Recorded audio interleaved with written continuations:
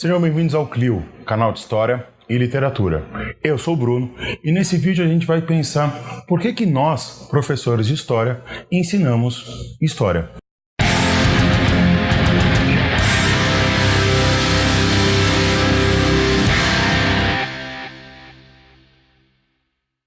Antes da gente começar o vídeo em si, queria já pedir para você se inscrever aqui no canal, de assinar, de ativar as notificações, toda aquela coisa boa que vocês já sabem que precisa fazer.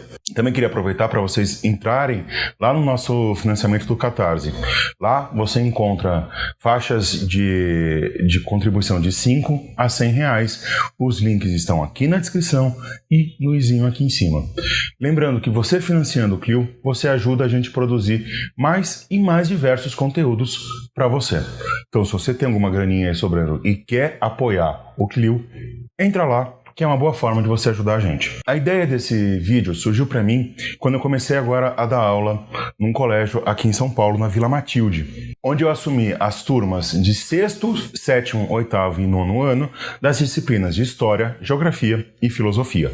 E eu fiquei me pensando, a gente já fez um vídeo aqui sobre por que estudar História, mas aquele vídeo mostra por que a gente tem que aprender História, né?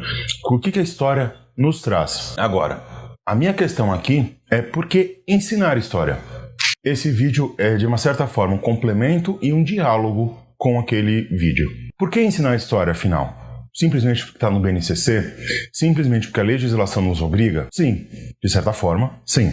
Porém, a gente precisa se pensar por que a História está no BNCC e por que ela é obrigatória enquanto matéria ainda. Eu digo ainda porque não é de hoje que você tem uma tentativa de tirar a História do currículo escolar. Não foi o Bolsonaro, não foi o Temer que inventou essa bizarrice de tirar a História do conteúdo programático das escolas. Lembrando que a História, ela dá pra gente, como a gente viu naquele vídeo Consciência Histórica, o link está na descrição e aqui nos vizinhos, uma certa fluidez sobre o tempo.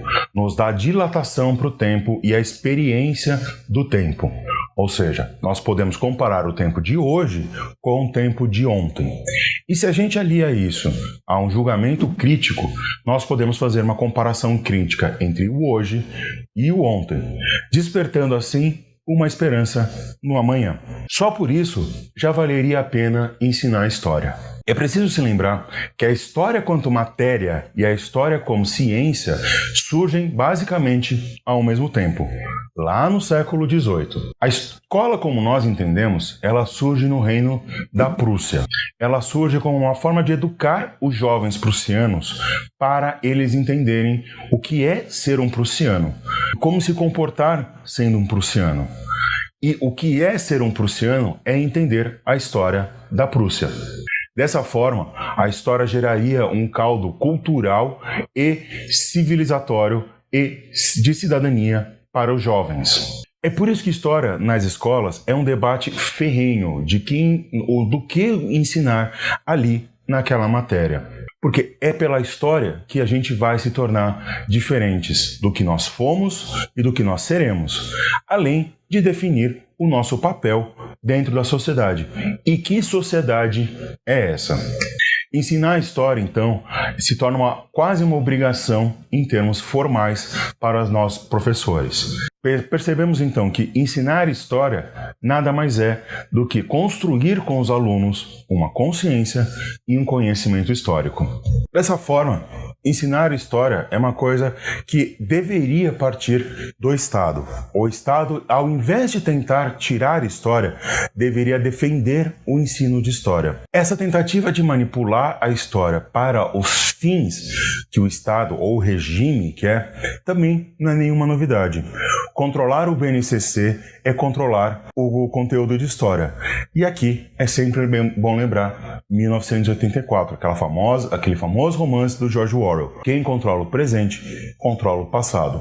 Quem controla o passado, controla o futuro. A matéria História na escola, ela é muito diferente do que a ciência histórica prega, do que a ciência histórica estuda, inclusive.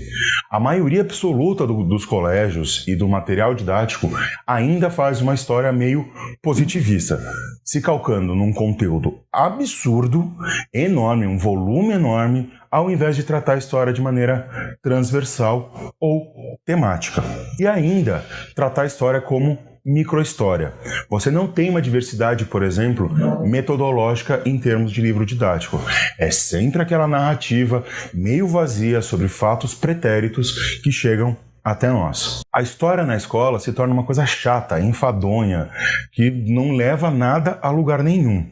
Porém, nós, professores, precisamos ensinar a história para além desse conteúdo simplesmente conteudístico e simplesmente positivista. Nós podemos utilizar esse mesmo conteúdo para problematizar as questões da realidade que os alunos estão inseridos. Nós podemos, por exemplo, usar a independência do Brasil para mostrar que o Brasil nada muda. Os poderes postos sempre se fazem presentes para retomar o poder em si.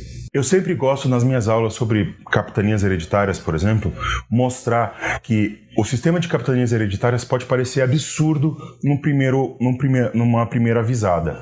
Porém, trazendo para o presente, onde você tem um estado como o Maranhão, que você tem uma família que detém boa parte das terras, nada mais é do que uma capitania hereditária. Ou seja, aqui, com essas problematizações desse conteúdo absurdo, profundo, meio positivista, nós conseguimos fazer esse jogo dual entre passar esse conteúdo já pronto com uma problematização do tempo presente, fazendo assim a consciência histórica, trazendo aquele negócio que o Husen vai especificar bem, que é a dilatação temporal e a experiência do tempo. Porque comparar o presente com o passado é uma das formas que a gente tem de ter o conhecimento histórico. Defender o ensino de história deveria ser uma defesa de todo o corpo escolar, seja dos pais, dos alunos, dos professores. Ensinar história é tão importante quanto ensinar matemática, quanto ensinar física, quanto ensinar filosofia, quanto ensinar português. Aliás, a escola deveria ensinar mais coisas além do que essas matérias de ciência bruta. O nosso sistema de ensino ainda está muito atrasado, ainda está com um pensamento simplesmente conteudista. A escola no Brasil não forma nada nem ninguém. Você mesmo passou 12 anos na escola e saiu o quê? Nada. Possivelmente mão de obra barata para grandes empregadores que vão explorar a sua mão de obra. A escola, em vez de se preocupar com uma formação cidadã, com uma formação cultural, com uma formação artística do seu corpo estudantil, prefere, antes disso, passar um conteúdo imenso que os alunos fazem uma prova e na mesma hora que fazem a prova, eles esquecem. Vocês não fazem ideia do trabalho que dá ter que ficar retomando com os estudantes a todo instante aquilo que eles já viram. E, teoricamente, eles já sabem. O que é preferível, então? Usar a história para alongar essa experiência do tempo e dilatar a consciência temporal? Ou simplesmente empilhar um conhecimento? Eu, como professor, como pensador, como historiador, fico com a primeira opção. Agora a gente precisa se questionar, além disso tudo, por que a história é feita dessa forma? Por que a história é tão conteudista nas escolas? E aqui cabe justamente essa questão do juízo crítico. A comparação com o passado com o presente, ou simplesmente uma crítica ao passado, fazer uma abordagem um pouco mais crítica do que simplesmente decorar datas, nomes, empilhar conhecimentos históricos, traz para o estudante juízo crítico. Ele começa a pensar por si só e começa a pensar justamente sobre essas questões. O que eu sou nesse tempo? O que eu sou nesse tempo, nesse espaço? E aí tem um outro problema, que é em termos de conteúdo. A história raramente conversa com outras matérias. O ensino de história, de filosofia e de geografia, por exemplo, no ensino fundamental, deveria ser muito próximo. E não é. Ele é afastado. E isso é proposital. Porque imagina se você consegue juntar essas três coisas, que tipo de estudante e que tipo de cidadão ia sair do sistema educacional após 12 anos. Tentar manipular a história para esse tipo de fim, para que você empilhe e que a história pareça chata, não é acaso. É proposital, é projetado, muito bem projetado, e ela tem um alvo. principalmente os filhos e filhas da classe trabalhadora, que não vão ter acesso, por exemplo, a museus, a monumentos, a uma outra forma de você vivenciar a história. Então, para os filhos e filhas da classe trabalhadora da periferia, o que você tem é que a história é simplesmente um amontoado de conhecimento que não leva de nada a lugar nenhum. E vocês acham que isso é equivocado e que isso simplesmente é o acaso? Não. É muito bem planejado e muito bem desenhado. Já diz o grande Darcy Ribeiro, a educação no Brasil não passa por uma crise, ela passa por um projeto. E, ampliando ainda mais essa frase do Darcy, eu queria dizer que o ensino de história no Brasil nunca foi ruim, ele nunca foi bom. Na verdade, ele sempre foi útil para os poderes postos. Era isso, pessoal. Acho que temos um vídeo sobre por que devemos ensinar história na educação, seja educação fundamental, seja educação no ensino médio.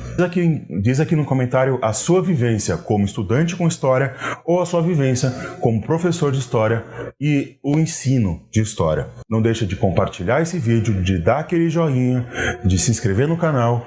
Um beijo nas crianças e o resto é vida que segue.